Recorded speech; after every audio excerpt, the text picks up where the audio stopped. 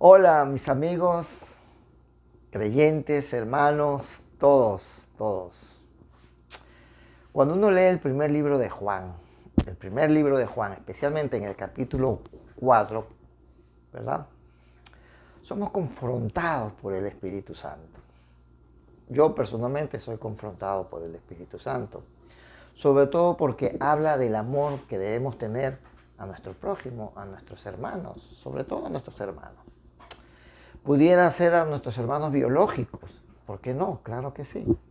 Pero sobre todo se refiere a nuestros hermanos en la fe, en la fe. La Biblia, la versión Reina Valera, menciona la palabra hermanos, pero la versión NTV habla de creyentes y ahí es donde está un poco la aclaración a qué tipo de hermanos se refiere. Dicho esto, podríamos traer a referencia en la Biblia a muchos hermanos y sus problemas, porque siempre hay problemas entre hermanos biológicos, ¿no? Podemos citar a Caín y Abel y Seth, a Isaac y Ismael, o a Jacob y Esaú, a José y a sus 11 hermanos, las tribus de Israel, imagínate que lo vendieron, a David y sus hermanos, que lo ignoraban, ¿no? A los hijos de David, a su hijo Salomón y sus hermanos, a David y Jonatán, que aunque no fueron hermanos de sangre, se trataron como hermanos. En fin, podríamos citar a muchos ejemplos más que hay en la Biblia, pero sobre este tipo de hermanos no es el tema que hoy me voy a referir. Es sobre los hermanos en la fe, como lo había dicho antes, ¿no? Te voy a leer 1 Juan 4:20. Dice así: si alguno dice amo a Dios, pero odio a otro creyente, NTV, esa persona es mentirosa, pues si no amas a quienes podemos ver, ¿cómo podemos amar a Dios a quien no podemos ver? Cuando hablamos de los hermanos de la fe, se refiere a los creyentes en Cristo, como lo dice esta versión NTV. Y 1 Juan 5:1 dice: todo el que cree que Jesús es el Cristo ha llegado a ser un hijo de Dios. Y todo el que ama al Padre ama también a los hijos nacidos de Él. ¿Y quiénes son aquellos que se consideran hermanos en la fe o creyentes?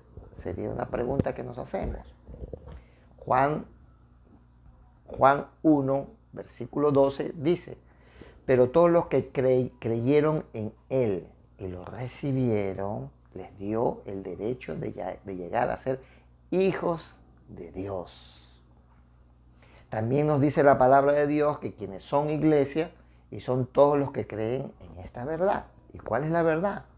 Que creen todos aquellos que son iglesia. Mateo 16:16.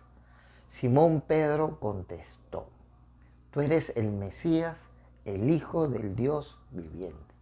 Ese es el fundamento de las personas que son iglesias.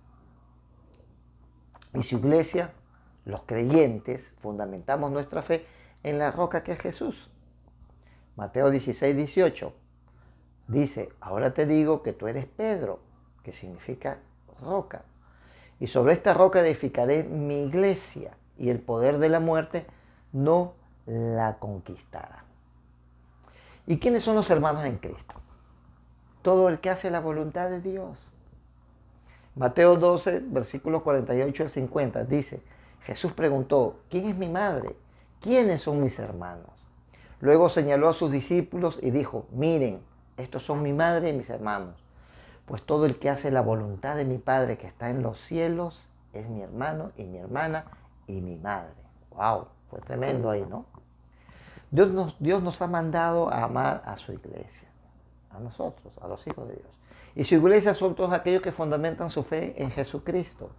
Lo recibieron en su corazón como su Señor y Salvador, o como el Hijo del Dios viviente, que Él vino al mundo hecho 100% carne, siendo 100% Dios. Mi pregunta es: ¿lo crees?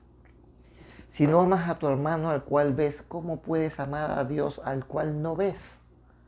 Y te dejo con 1 Juan 4:15. Todos los que declaran que Jesús es el Hijo de Dios, Dios vive en ellos y ellos en Dios.